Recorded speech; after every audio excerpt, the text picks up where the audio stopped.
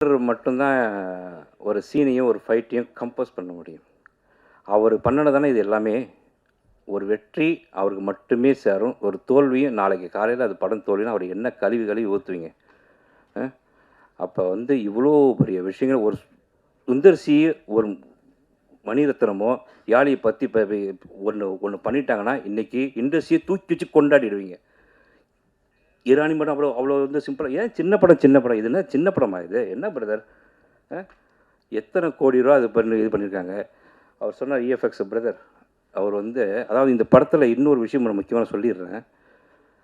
ஒரு ஹிந்தி ரைட்ஸை வந்து ஒரு பெரிய விலைக்கு விற்றதுக்கு அப்புறமும் மீண்டும் ஒரு நிறுவனம் அதை விட பெரிய விலைக்கு விற்றாங்க கேட்டாங்க. அந்த அக்ரிமெண்ட்டை கேன்சல் பண்ணி அவங்களுக்கு ஒரு பெரிய தொகையை லாபமாக கொடுத்துட்டு மீண்டும் அந்த நிறுவனத்துக்கு 1 கோடி ரூபாய்க்கு மேலே அதிகமாக அது வந்துச்சு. அதை வந்தோடனே நான் சொன்ன பிரதர் சூப்பராக ஆகிட்டீங்க பிரதர், வரல பிரதர்ன்ட்டு. நான் சொன்னதுக்கு அப்புறம் அவர் என்ன பண்ணார் தெரியுங்களா? அப்போ தான் அந்த பாம்பு வந்தது. இந்த பணம் அவர் கையில் இருந்துச்சுன்னா பாம்பு வரும், யாழி வரும், சிங்கம் வரும், புலி வரும், எல்லாம் வரும்.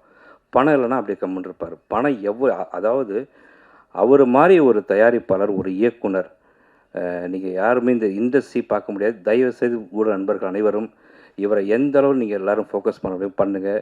இந்த படம் ரிலீஸ்க்கு அப்புறம் மிகப்பெரிய இயக்குனர் அவர், அதில் எந்த மாற்று கருத்தும் கிடையாது. ஏன்னா வந்து இன்றைக்கி வந்து இயக்குநர்கள் பஞ்சம், நடிகர்கள் பஞ்சம், தயாரிப்பாளர்கள் பஞ்சம், விநியோகஸ்தர் பஞ்சம். இந்த படத்தை திருமலை நண்பர் எவ்வளோ பெரிய தொகையை அவர் செலவு பண்ணி ஓன் ரிஸ்கில் அவர் பண்ணுறாருங்க. அப்போ அதுக்கான கண்டென்ட் இல்லாமல் அவர் பண்ணிவிடுவாரா? அவர் ஆஃபீஸ்க்கு 50 படம் வருது, எல்லா படத்தையும் அவர் பண்ணிடுவாருங்களா? இந்த படத்து மேலே அவ்வளோ ஒரு நம்பிக்கை, அவ்வளோ ஒரு விஷயங்கள் இருக்குது. ஏதாவது அடுத்து இந்த படம் வந்து நீங்கள் ஒரு ஈரானி படம், ஒரு ஃப்ரெஞ்சு படம் எல்லாமே வந்து ரொம்ப கம்ஃபர்டபுளாக எடுக்கிறாங்க. அது வந்து உலகம் பூரா பேசப்படுதுன்னா கஜானாவும் பேசப்பட வேண்டிய படம். அதில் எந்த மாற்ற கருத்தும் கிடையாது. ஏன்னா அதுக்கான உழைப்பு, அதுக்கான எஃபர்ட்ஸ் போட்டுக்கிறதுல சாதாரண விஷயம் கிடையாது.